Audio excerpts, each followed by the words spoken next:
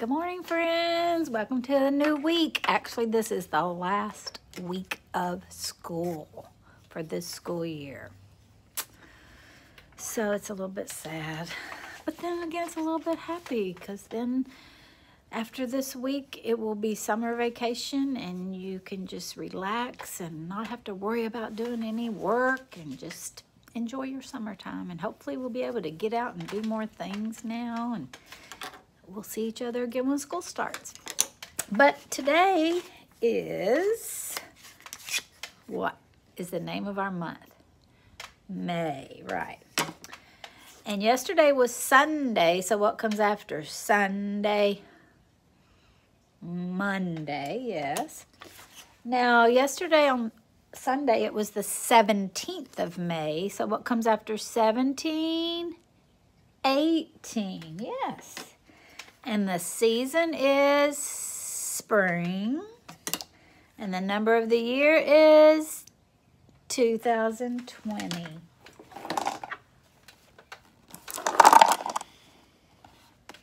Only 4 left after today.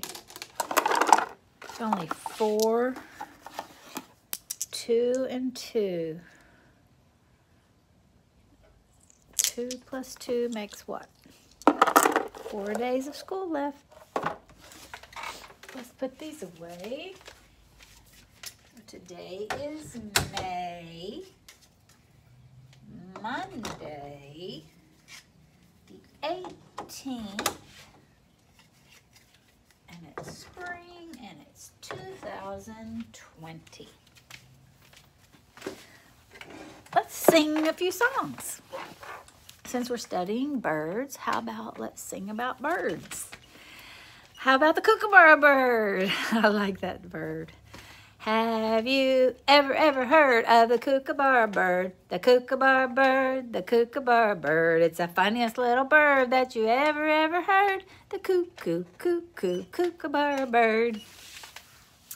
How about 5 little ducks that I once knew?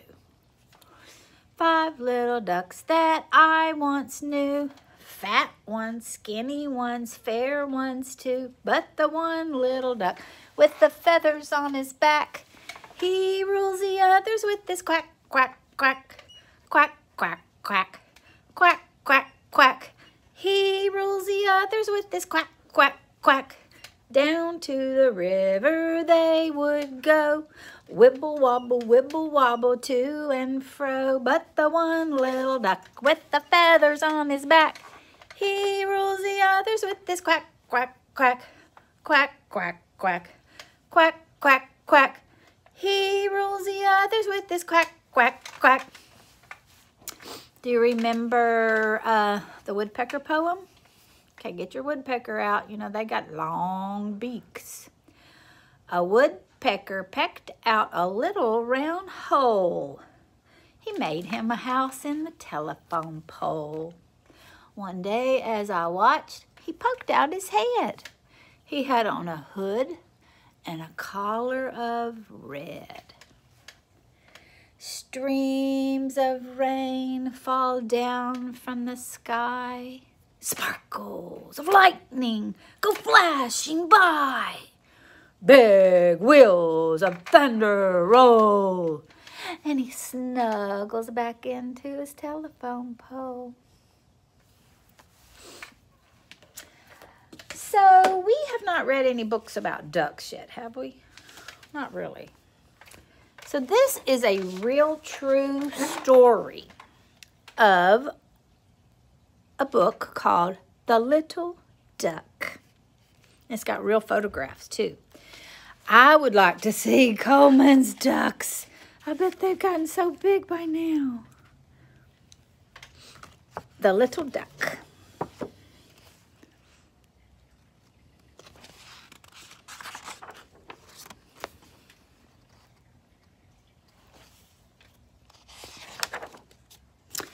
One morning in early spring, a little boy was fishing in a pond near his farm. Again and again, he threw out his line and pulled it in. At last, he caught a fish. The boy gathered his things to go home. Suddenly he saw something nestled in the tall grass at the pond's edge. It was an egg, a duck's egg. The little boy carried the egg home with him. You really shouldn't do that. You should leave it there for the mother to come back and keep it warm. But this is what he did. It's a true story. Oh, I'm glad he had an incubator. He placed the egg in an incubator so it could keep warm. Every day the boy turned the egg over as gently as the mother duck.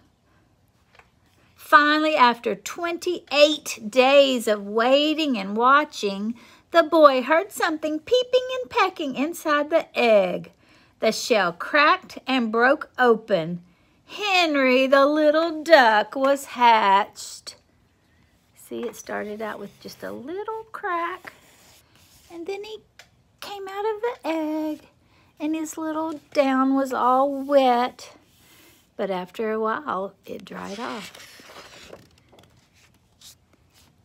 Henry did not look at all as the boy thought he should. His feathers were wet, and they stuck to his body, and his feet were enormous. The little duck stood up on his big orange feet. He tried a few small steps, then he stretched his spindly wings and wiggled them as fast as he could. He began to get dry and fluffy.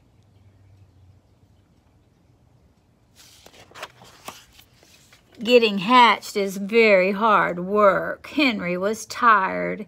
He put his head down beside his empty shell and went to sleep. When Henry woke up, his fluffy yellow down was completely dry. Now he looked like a duck. After a few days, the boy placed him in a wading pool. It was time for the little duck's first swim. Henry tried hard to paddle, but the more he paddled, the deeper he sank. Ducks cannot float without oil on their feathers. Baby ducks usually get this oil from their mother's feathers when she sits on the nest with them. But Henry's mother was an incubator. He would have to wait until his own oil glands began to work before he tried to swim again. Poor little fella couldn't even swim. The boy quickly scooped Henry up from the bottom of the pool and wrapped him in a towel. Henry was shivering and sputtering. The boy was afraid he would catch cold, so he set his hairdryer on warm and dried Henry's feathers in no time.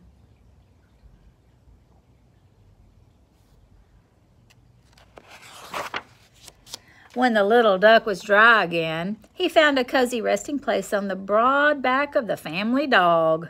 Together they dozed in the sunshine.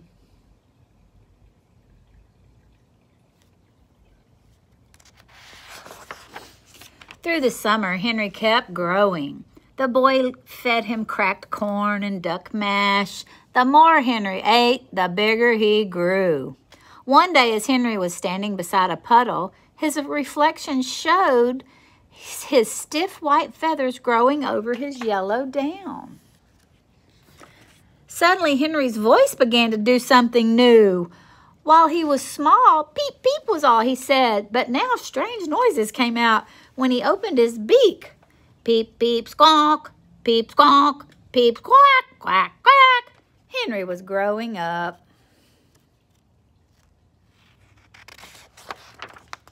During the summer, Henry followed the boy all around the farm.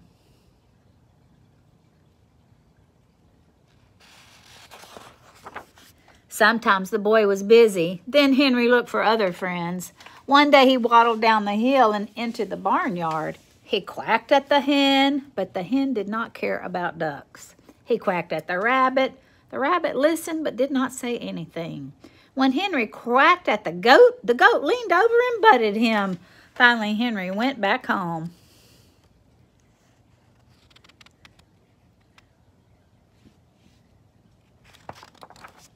Summer turned into autumn, and the boy had to go to school. Without anyone to play with, Henry had nothing to do all day. He tried to swim in his blue plastic pool, but the pool had become too small for Henry.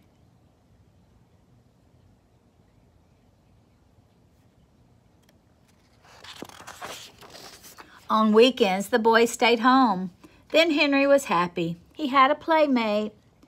And sometimes on warm winter days when the boy was away, his grandfather would rock Henry on the porch. But still Henry seemed lonely. He needed a special friend. The little duck was almost grown up.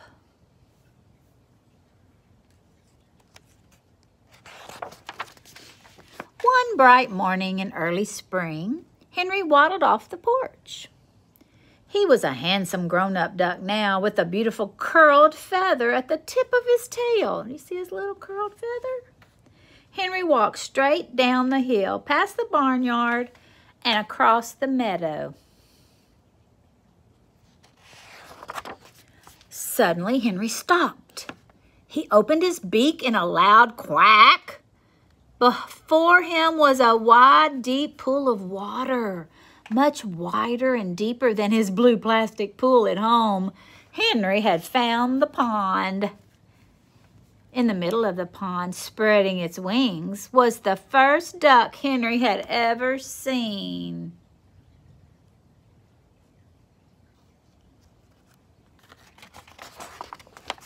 As fast as he could, Henry paddled out to meet the new duck. It looked almost exactly like Henry, but it did not have a special curl at the tip of its tail. This duck was a girl. She quacked at Henry. Henry had found his special friend at last. Henry's got a girlfriend. Soon Henry and his friend had an egg of their own nestled in the tall grass beside the pond. What do you think came out of that egg? A little baby duckling. Sweet book. I like that story. Well, thank you, friends, for coming to this group time, and I will see you tomorrow. I love you.